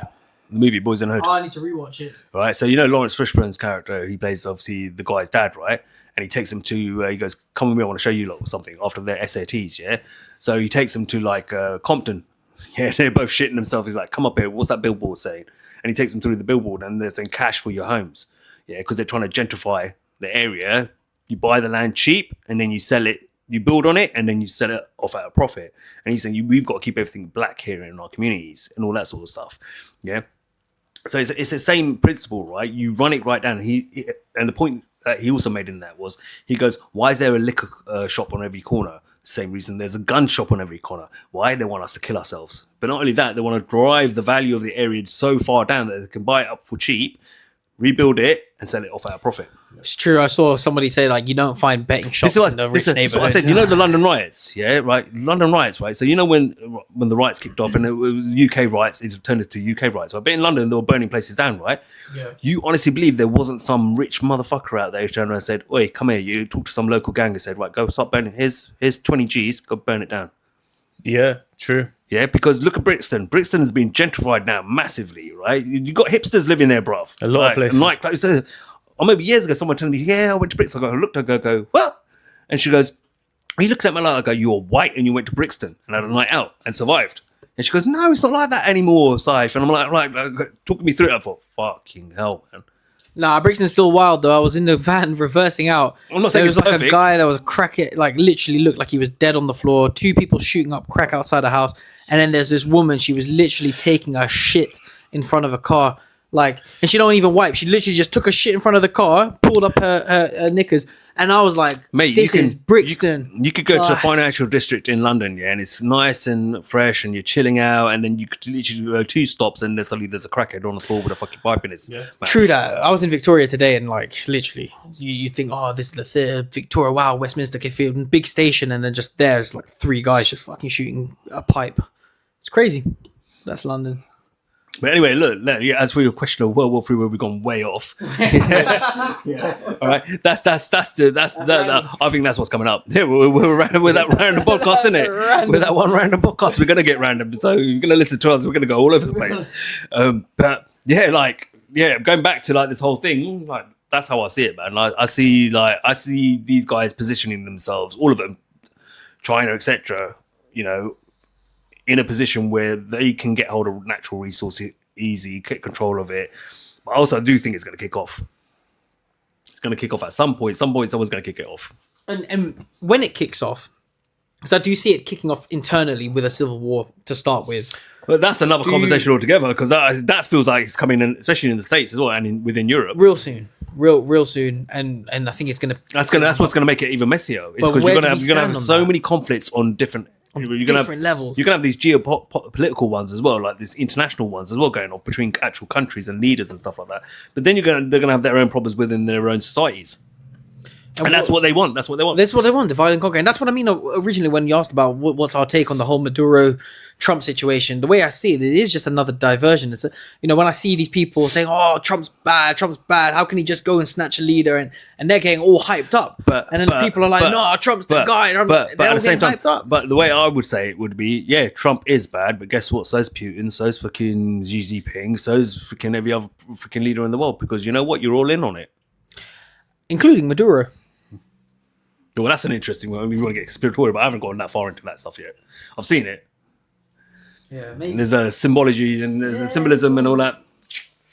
It's all Albert Pike stuff. Yeah. But yeah, like as for your question, but like you said, the other question was, who's the bad guy? There isn't really a bad guy. There's no bad guy in it. There's no good guy in it. It's just the world's a stage, and they're all playing their part in it. They're all playing their part, but when we talk about China and Russia, like China are doing some next level stuff at the moment. I don't know, life's... It's like when I watched Blade Runner the other day, yeah? Yeah. I watched it the other day again, yeah? I love that movie. But, like, when you look at the first one, it's not even American. Like America isn't even America, even though they're in LA, right? So you've got, like, all these Japanese and I think Chinese sort of thing going on. Then you've got Russian adverts and symbolisms and stuff like that going on. And it's like, are you trying to tell, like, at some point the world's going to turn this way? Like, it's just going to be taken over, the West's going to get taken over? Are you trying to hint at that? What? Evidently, though. But, yeah. Yeah. Don't know. Summarization. We're going to end this now, man. Yeah. Conclusions. Final thoughts. Let's go. Start. Let's go with you. Waz's going to be Yeah, long. all right. Waz's going to give some long line bullshit about his Zionist mates in a minute. Yeah, no? So you go first and then we'll let Waz. All right, Treble here. My take on the whole situation. I feel like there's just too much to keep up with. And actually, if you just turn the news off, you're none the wiser. I wouldn't have known that anything's going on. Or genuinely, if I just kept my head down, I would not have known that Trump took out a leader and there's a whole thing going on. And I think that's probably the way to go about it. I think just fucking work on yourself, be the best version of yourself, and everything else is just noise, because it's going to kick off. But when it does, the reality is we're fucked. So you might as well just not be too much into it. I think the world is a stage. All the leaders are in on it. Maduro, Trump, they might be best friends in a secret society that I can't really go into too much detail about. The symbolism is there. Check it out. Don't check it out. Take my word for it. Don't take my word for it. Just, stay positive, I think. I mean, I do hear what you're saying. They could all be part of a big club. And I also hear what Cypher was saying earlier about certain I'm already starting to laugh because I know what's coming, man. I know what's coming. I'm like, here it comes. Resources are obviously very important. We need to have oil, and it is a scarce It's resource. still the narco-terrorists. It's a limited supply. It is a limited supply, so it is important. But is it? Sorry to interrupt you guys. I'm coming again. Look, I'm that flat earth crazy kind of guy, but I saw some stuff that said crude oil is actually flows like rivers and it's fully renewable. And this whole idea that it's non-renewable is to create scarcity, which then allows the justification for the resource takeover. It allows the justification of raising the prices. It forces people to move to electric, which again is another scam, and it creates the illusion of climate change. But if I was to say crude oil, the most one of the most resourceful things, plastic and everything is oil, is actually fully renewable, flows like it's as renewable as water, does that not just change the whole script? And that's my take. I think that could be plausible. I mean, I think it's renewable in the sense that it comes from fossil fuels, yeah? So as these animals die, you can actually... Don't So you think that- don't you forget, think he doesn't believe in dinosaurs. You're saying that no, but hear this. Real talk though, you really believe that oil, the stuff that they're pumping out, is decaying dinosaurs laid on top of decaying plants, over decaying dinosaurs, compressed over millions and millions of years, and then we drill into the ground and pump out this liquid. Treble. We've had this conversation about dinosaurs already. You lost it. Yeah? Don't bring that back into play. But Wazza agrees with it. No. All I'm saying is, if you've when you look into it, What are you trying to say though? Are you saying there's an unlimited source of natural oil? And if there was, I'm not saying there isn't, but I'm definitely not saying that there isn't. Here's the argument back to that, yeah? You would be right, yeah? But they can't find and can't get to all of it. So the ones that they can get to are the places where you have these reserves. So for example, Saudi Arabia, etc., it's an easy point to get to it. There's places like, you look at Greenland, how are you going to get through those glaciers to get to that? They say Antarctica's got a load of... Of course it has, yeah? The Arctic as a whole has it, yeah?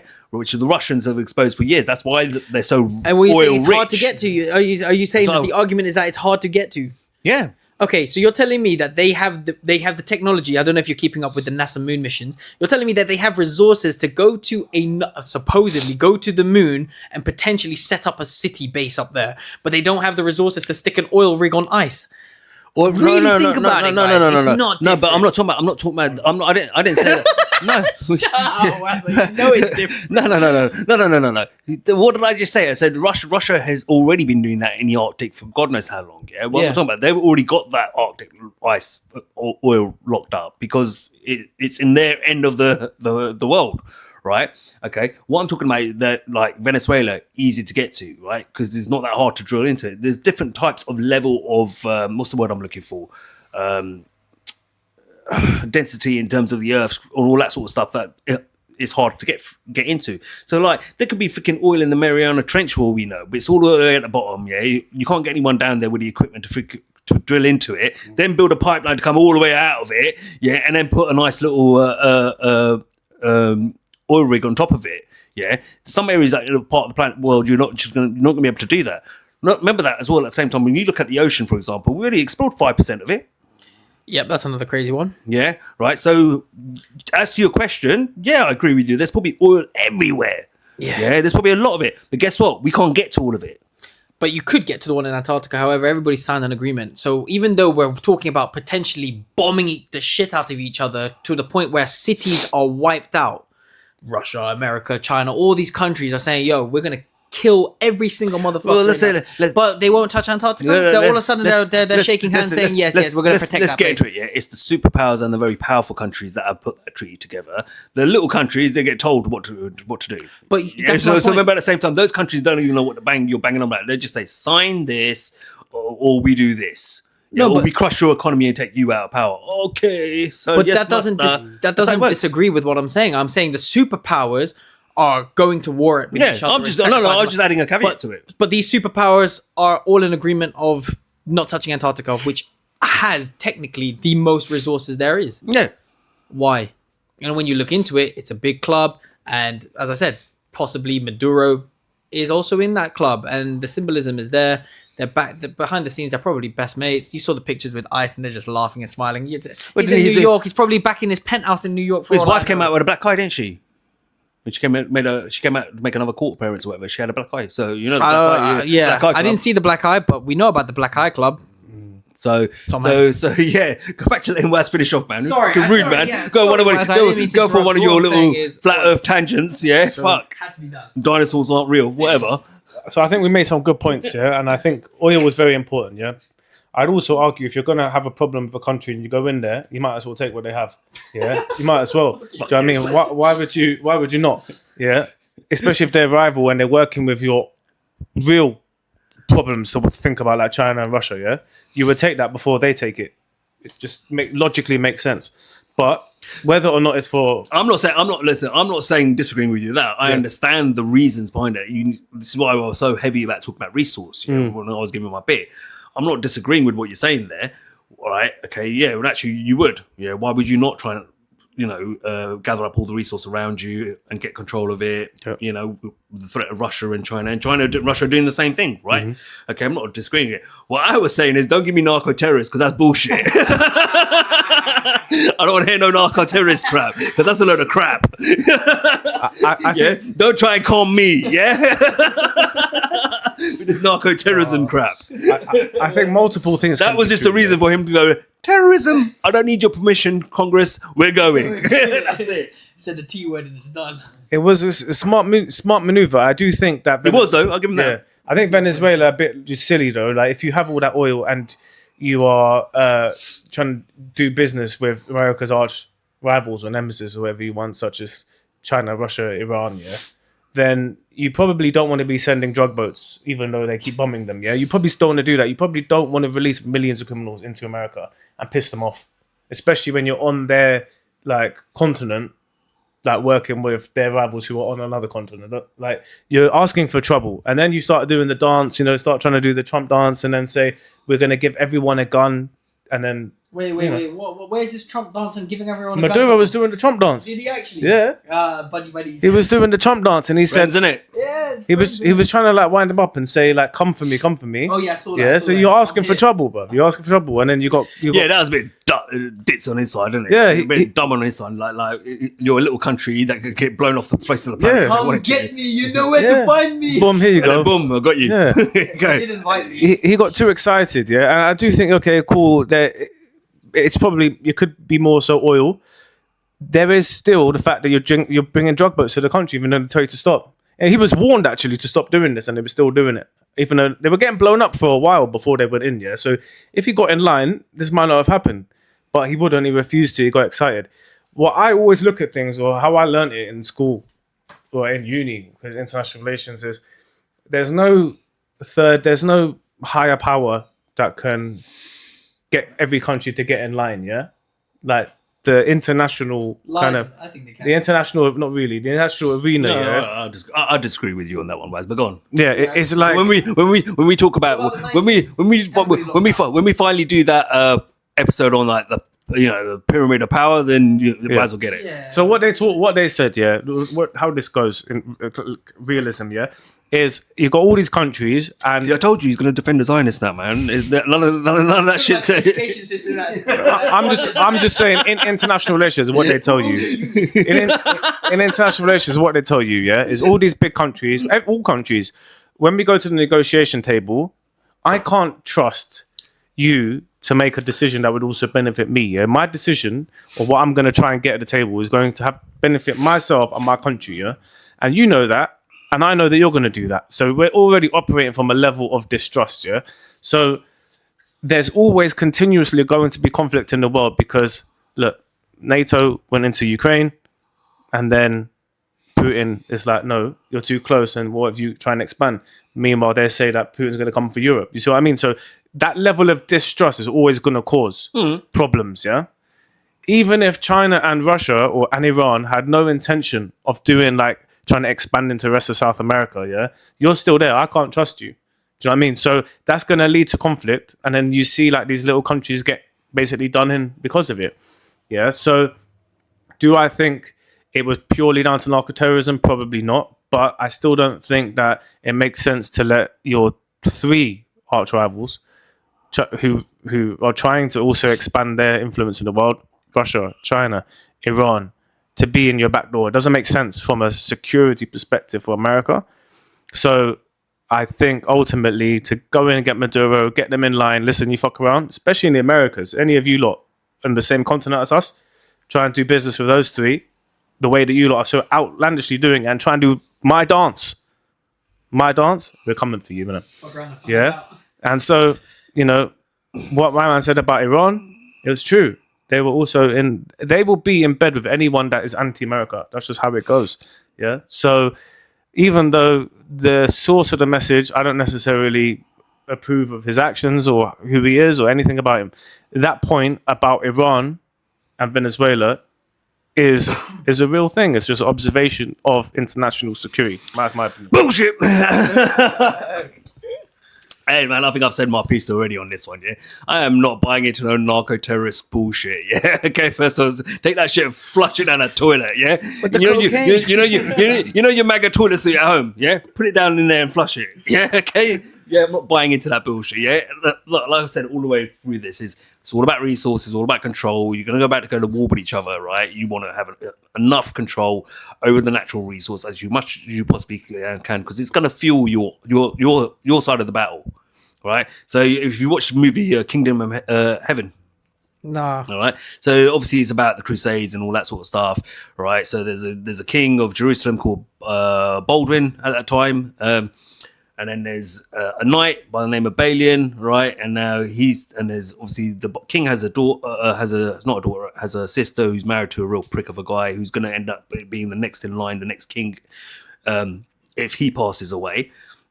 He wants to get rid of that guy and say, you marry my sister and then you can become the king because he was a noble man, this Balian. According to the story anyway, the real life history, a little bit different. Yeah. But in that movie, right, okay, there's a bit where the king dies and obviously this guy, this prick brother-in-law of his becomes the king. Naturally, they say, right, let's go after Salah al-Din. Let's go after the Muslims. Blah, blah, blah. So they're now strategizing, getting their armies to form together and all that sort of stuff. Balian the knight walks up and says, he goes, no. He goes, this strategy is all wrong. We should stay here and just defend from here. They'll come to us. Yeah, you got to remember, he has to go to... Well, I won't jump the gun. And then that new king turns around and says to him, he goes, well, I want advice of a blacksmith, because he was a blacksmith in the movie. He's a blacksmith in France, but his dad was a nobleman in Jerusalem. That's how he took the title of Earl or Baron or whatever it was. Anyway, he goes, look, it's a bad idea. Like, we don't want to be running around in the desert that they're used to and fighting where... Go to take the fight to them, let them come to us. Nah, I don't want to hear what you have to say. That king marches off. Guess what happens? They get dehydrated. The sun starts tiring them out. They're knackered. Yeah. By the time they get there to fight the Muslims, they get slaughtered. Because guess what? You've got no energy left. You've got no water. You've got nothing. Yeah. Like your whole fucking army's knackered by the time he gets there. Saladin, on the other hand, when he moved around, he removed points where there was water. So it'll take 4 or 5 days to get to Jerusalem, but I'm going to make sure I take my army to wherever there is water and use that resource and keep my guys hydrated, feeling energetic, because when we get there, we've got straight into the battle. That's exactly what he did. And then took Jerusalem. So, yeah. My point being is, it's the same argument. If you want to win a war, you're going to have plenty of resource around you and behind you. And as far as I'm concerned, that's what Donald Trump's looking at, because Donald Trump is losing his ties to that Middle Eastern monopolization of oil that the US wants out. But so who is he not? I don't know, man. He's hosting the World Cup this year. And is this story true? Who's hosting the World Cup? It was chosen before he was in power, wasn't it? He organized to get them it's like, yeah. Who cares about the World Cup? No, but Saudi's influencing football really massively. So for Trump to hold the World Cup, Who gives a shit about World Cup though? What's that got to do with anything? Oh, What's the Romans used to say about? What did they used to say about what? Brendan what was it? circuses. Yeah, that's it. Brendan something circuses. like that. Right, so Yeah, you're talking about Brendan circuses. All right. he controls the Brendan Circus. Is what I'm saying. Those Brendan circuses ticket sales are extremely down, by the way. Are they? They're expensive as well. Very expensive, and they're extremely down the tickets. Anyway, going back to what I was saying, yeah, look, this is all about World War III. This is all going to bring around that sort of stuff. They're controlling resources and stuff like that. It's got nothing to do with narco-terrorists. I don't really care.